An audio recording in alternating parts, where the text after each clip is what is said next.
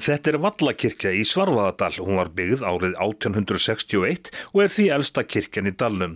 Hún úr timbri og turnlaus eins og hinar gömlu kirkju dalsins. Hjónin Kristjana Agnarsdóttir og Snorri Guðvarðarsson hafa sérhæft sig í að mála kirkjur og þegar okkur á N4 Baragarði var Snorri einmitt að mála Vallakirkju að utan. Snorri, það bara áfram sami litur?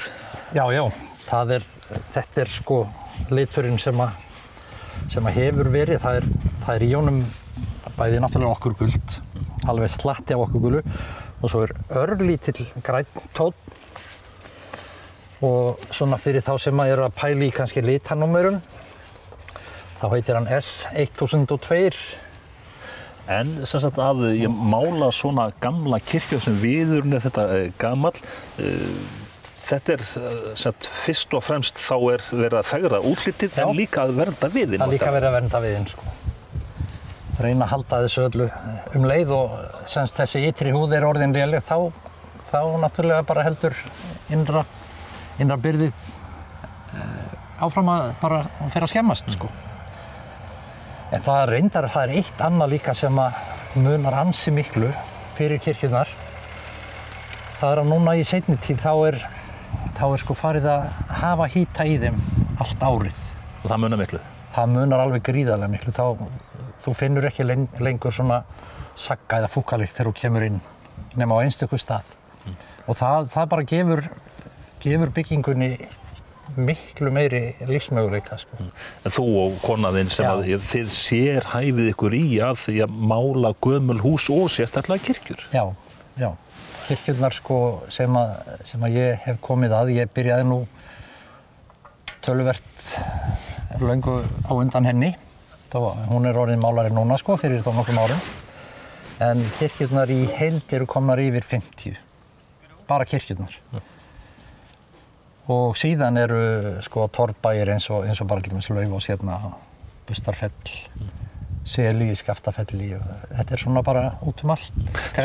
Sumari fer væntanlega mikið í að mála úti og svo innivinnan yfir veturinn. Nákvæmlega. Það akkúrat þannig, sko.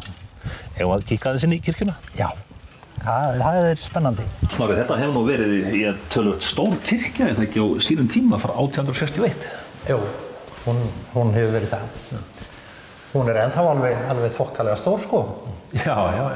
Hvað það sem einkennir þessa kirkju? Það mikið skraut hérna inni. Já, það kannski fyrst og fremst það að hún ansi mikið skreytt og það sem sagt viðarmálun eins og bara hérna á þessari hurð sem við vorum að koma inn og síðan á öllum bekkjunum og veggjónum. Það bara eins og hann hafi verið dýft í svona bað eins og súkkulaði eða eitthvað þannig.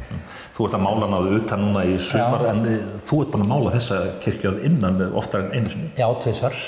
Sitt hvoru megin við bruna. Já, mér þykir alveg ofboðslega vænt þessa kirkju. Þetta svona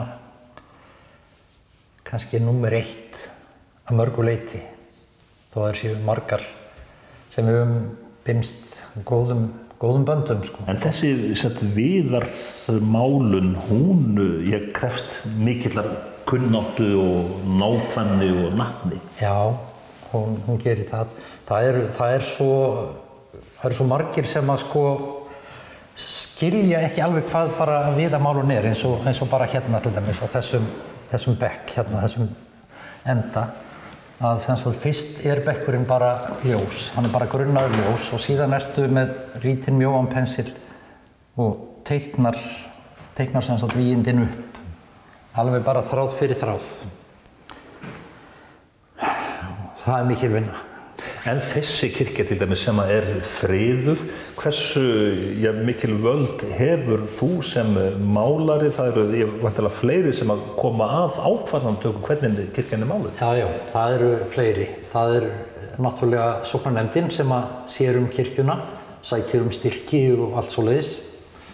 En síðan stóri bakhjarlinn, það húsafriðun og allt þetta í náinni samvinnu við húsafriðun. En að mála eina svona kirkju, þetta ekki hefðbundin uppmæling eins og hjá mörgum iðnaðarmönnum? Nei, það þýðir ekkert að hugsa þetta svoleiðis. Þetta bara tímavinna og það sko oft tekið fram á reikningum frá iðnaðarmönnum ófyrirséð, eitthvað sem ófyrirséð og það er hvergi meira en í þessum gömlu friðuðu húsum. En þegar þú ert inn í kirkjum, kannski aleinn dag eftir dag, ertu alltaf einn? Nei, ég er ekkert alltaf einn sko, það er alveg fjarri því. En það er svona spurning hvernig félagsskapurinn hvort hann er nú yfirleitt samt þessa heims. En ég hef líka marga tónlistarmenn með mér. Það er mjög algengt að ég komi með vögguna með iPodinum og setja hana bara upp á altari og spili eitthvað nótalegt, mjúkt og þægilegt. Það er ágætis félagsskapur. En svo er náttúrulega Kristjana, hún er konan mín, hún er náttúrulega aðalfélagsskapurinn. Hún er yfirleitt alltaf með mér. Er hægt að segja að þið í raun og veru málið allt saman, þá kannski nema alltafistöfluna? Já, það má eiginlega segja það. Við reyndar máluðum allt hitt, sko, marmaralíkið í töflunni og sko, ef við lokum helmingnum af henni, ef þú lokar, þá kemur önnur sem sagt viðartegund í ljós og þetta er líka málað, þetta er bara málað og svo táknmyndir guðspjallamannanna 4. Og þessi kirkja, Vallakirkja, hún er ein af þínum uppáhaldskirkjum sem sagt? Já, bara leið manni náttúrulega afskaplega vel, alveg mjög lengi og meiri hluti af fólkinu í sveitinni eru bara vinir fyrir lífstíð. Þetta er góður staður.